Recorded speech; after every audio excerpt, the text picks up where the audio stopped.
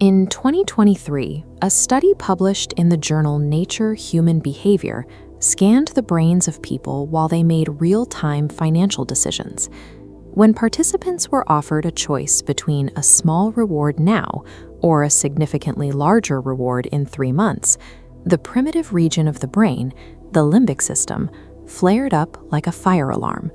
It didn't matter how educated they were or their income. Every impulse purchase or month spent avoiding an investment has a neurological explanation. This suggests that the struggle to build wealth is a direct conflict between how we are wired and how the modern economy works. We are attempting to manage 21st century financial systems using 200,000-year-old mental hardware. For the vast majority of human history, the optimal survival strategy on the African savanna was to consume resources immediately and avoid all unnecessary risk. If you found food, you ate it. Storing it for the future was a lethal gamble. You might not live to see tomorrow. You exist today because your ancestors acted on those immediate, life-saving impulses. But the modern economy operates on the exact opposite logic. Success now requires you to delay consumption, accumulate resources individually, and take calculated long-term risks. Your brain cannot intuitively trust abstract systems like index funds or compound interest because evolution never built a mechanism to process them.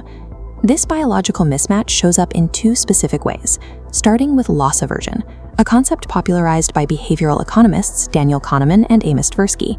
They found that the psychological pain of losing $100 is twice as powerful as the pleasure of gaining $100. This is why people leave money in low-interest savings accounts while inflation destroys its value.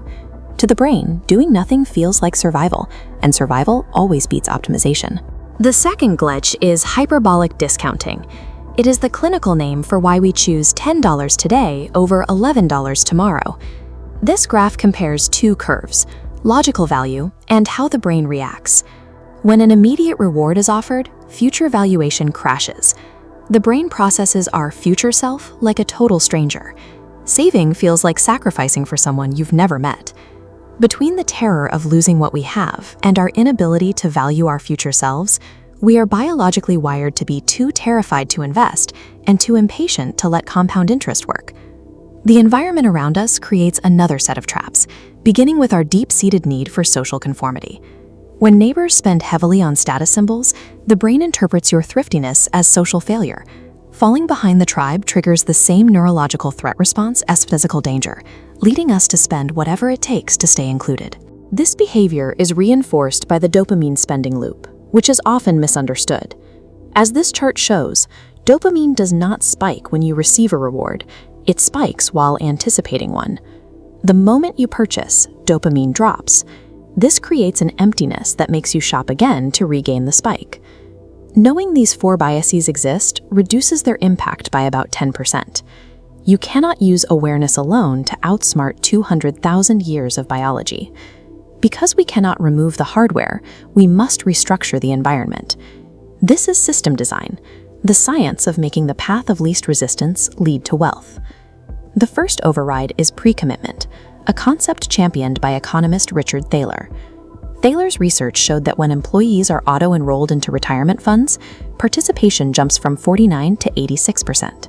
By automating all savings and investments, you make wealth building the effortless default, while spending becomes the action that requires deliberate effort.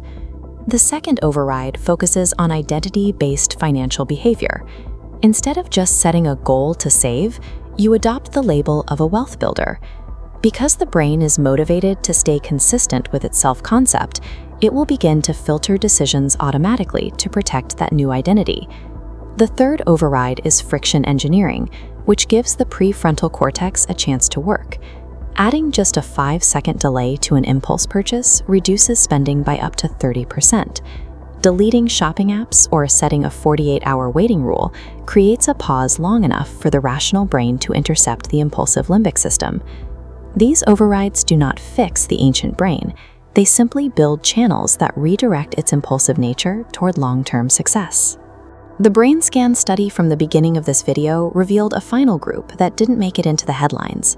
The participants who made the absolute worst financial decisions were not the ones with the most impulsive brains.